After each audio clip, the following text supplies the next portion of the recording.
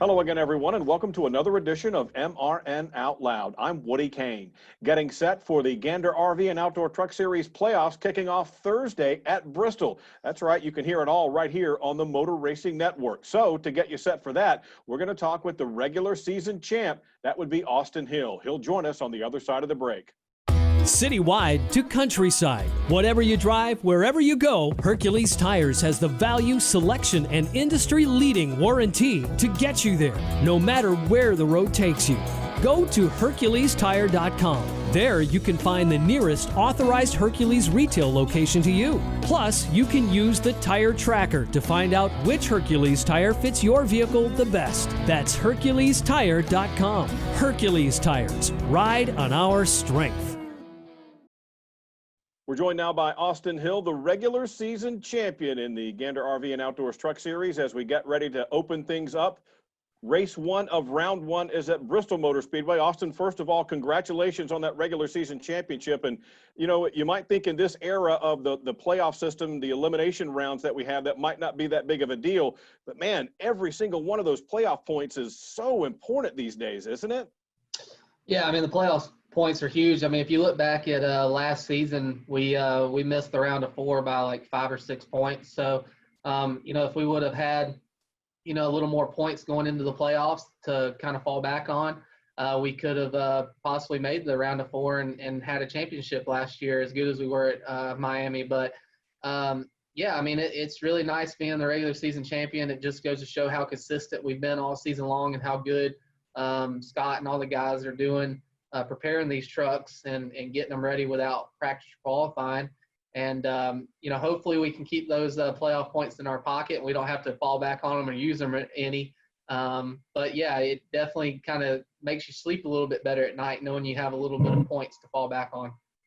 You mentioned Scott Zippadelli, your crew chief. In year two with you guys, are you more comfortable now? And did that help you kind of navigate what has been a very strange year with all the postponements and no practice and all the other wackiness that's come through the season? Has that been a help that you guys have a year under your belt?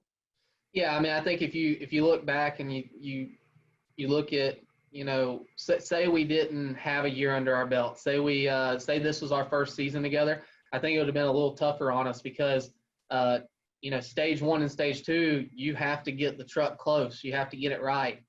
So me and Scott have worked really, really well together this season, having a year under our belt. It just helps build the confidence in each other because he believes in what I'm telling him on the radio. He knows how bad the truck is or how good the truck is to make those adjustments, and all the adjustments he makes, I don't second guess him one bit.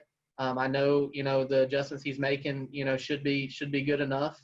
And, you know, you look back at some of our races, and Gateway is a prime example. We were way off at Gateway. I mean, we were in the first stage, we fell back to 14th or 15th. And we worked so hard at Gateway at getting that truck better, and we made our truck better at each and every stop. And by the end of it, we ran third. So it just goes to show, like, how good we are working together and how much confidence he has in me, how much confidence I have in him, and how much just the whole team at HRE is gelling together right now.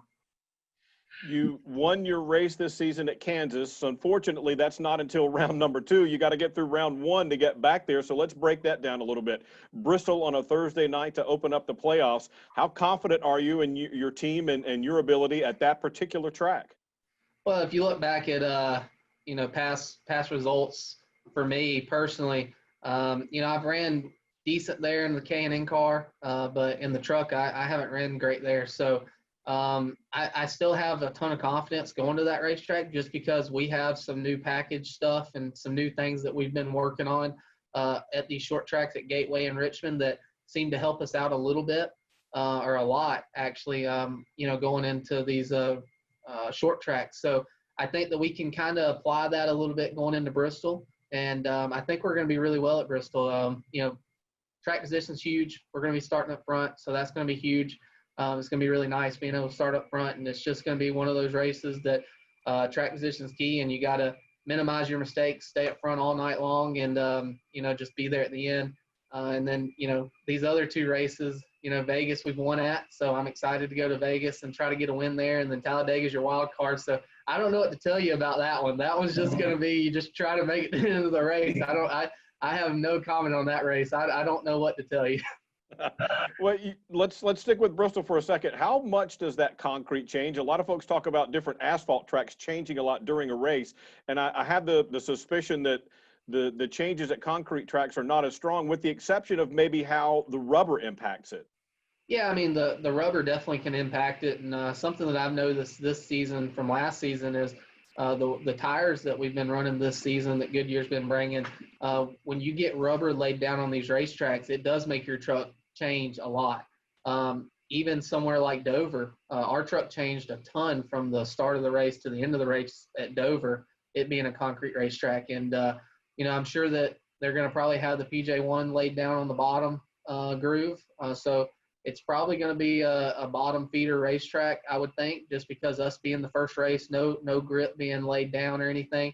But throughout the race, the truck is going to change. It's going to, whether it gets a little tighter or if it gets a little bit looser, or you just lose all overall grip because of the way the rubber is laid down. It just all depends. And, it's definitely a challenge still when you go to these racetracks, just trying to figure it out with no practice.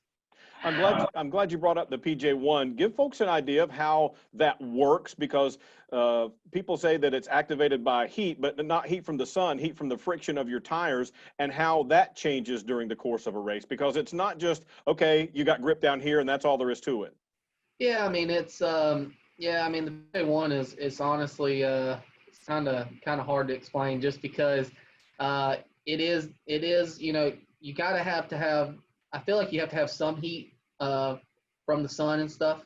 If you apply that and then it's 20 degrees outside, it's going to be a little bit harder for it to kind of gain grip and start activating. But as soon as you start getting your tires laid down on that PJ1, it definitely activates a lot faster when you start running through it. When you first start running through it, it's like ice. It just feels like there's no grip. You're complaining about the truck. It's just not driving good. You're mad. You're upset about it. And then, you run 10 laps, and that next thing you know, you gain like all of this grip, and it's really good for a long time. But then as everybody runs in it and just beats it up and just keeps running in it, your truck goes through a change, and you might start getting tight. You might start chattering the front tires. There's different things that can start happening, because you'll actually start losing a little bit of grip running in it if you overheat it and you run in it too much. You mentioned Las Vegas earlier and how much you like that track. You finished third there earlier this season. Does it feel like 100 years ago that we were actually at Vegas with all that's gone on? And what do you specifically like about that track? Yeah, it's felt like forever since I've been there. And I just love that racetrack. I don't really know what it is about that track. I don't know if it's just because our mile and a half program's that good that I just like that track. But I think it's just one of those mile and a halves where it's bumpy, and the track goes through some changes throughout the race, and you have to adapt to it. And I just think that with it being a bumpy racetrack, I've kind of figured out how to run through the bumps. I mean, there's a certain way that you can position your truck and run through the bumps to make it drive different. And there's things that you can do as a driver at that track to be better. So I think that there's just things that I've learned watching past video and in-car cams, and I've just kind of applied it. You look back at, even when I ran for Young's Motorsports, I had some really good finishes there. So it's just something about that racetrack that I've done, really well at, and hopefully we can go get a win there again like we did last year. Let's finish up with this. I saw the Q&A you did for the Richmond track, and one of the things that jumped out at me is you said you started racing at 6 years old in quarter midgets. Is that pretty much, I mean, it seems like that's kind of the norm now for guys who make it to one of the top levels of NASCAR. Is it, if you're a teenager, is it kind of too late to get going?